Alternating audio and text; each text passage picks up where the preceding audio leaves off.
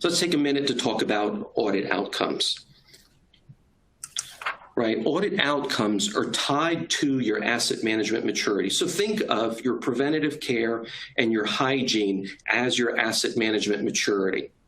If your asset management maturity is low, right, low defined by my processes aren't well defined, they're not followed consistently if I do have processes.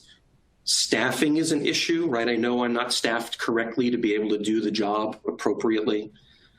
There are disconnects between IT and finance and procurement. You guys aren't on the same page.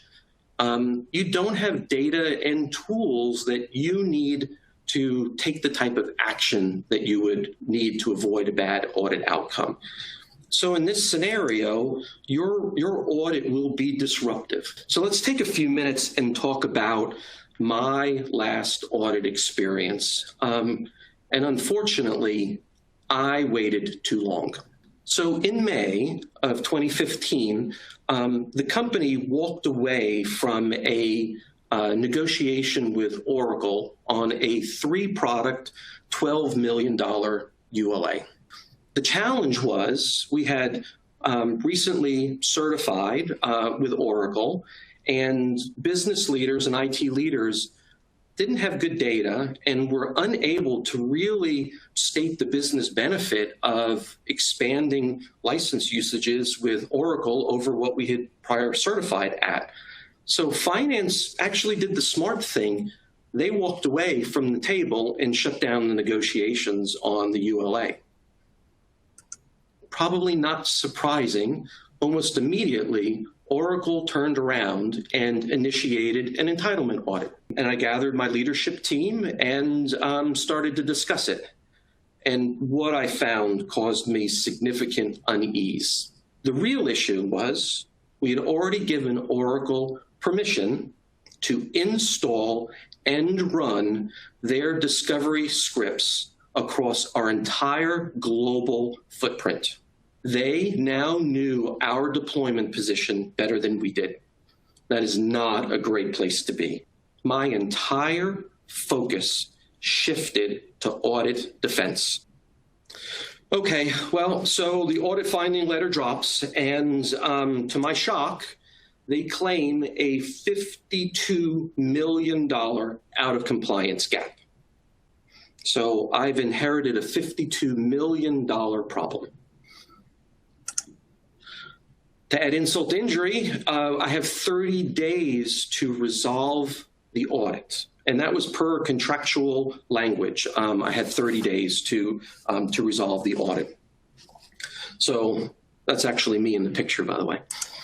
And the letter stated certification discrepancies, which really, really gave me pause, because I was translating that as they were going to go back in time prior to certifications that we've signed off on and back charge us for license usage, right? That was really, really scary to me. I needed to find help, and I needed to find it fast. So as luck would have it, and it really did transpire like this, the very, very next day, my SHI account rep called me on the telephone. She introduced me to Neil and the ITAM team at SHI, and things started to change very, very, very quickly. I wasn't alone, right? It felt great to actually have somebody there with me. And I was surrounded by these experienced people who'd been down this road before. They knew exactly what to do, and they knew exactly how to coach me. So we put together a 6-week defense plan. Oracle was nice enough to give us more than 30 days. We created our own view on deployment, and that was really, really important because we were able to disprove Oracle's findings. We circled the wagons, which is very, very, very important. And what that means is we shut down all conversations with Oracle across the entire company. If Oracle wanted something, the only person they could talk to was me. All other negotiations completely stopped. The only thing we would talk about was audit defense through me. Those things allowed us to gain control of the conversation very, very quickly. And I picked up the phone and called my Oracle account rep and said, why don't we start changing the conversation? Let's talk about negotiating a new deal. What started out as a $52 million issue, when we ran our own discovery tools, when we used the SHI discovery tools to figure out what our real deployment position was, and they applied prior certification discrepancies to it, we found the exposure to be $99 million. $100 million is not an expense a $2 billion company can absorb. We turned that into a $9 million ULA. And I got to talk about this just for a second. The ULA that we walked away from, $12 million for 3 products. This ULA, 12 products for $9 million. And because we circled the wagons, we were able to consolidate all of the funding people had put aside for their future purchases.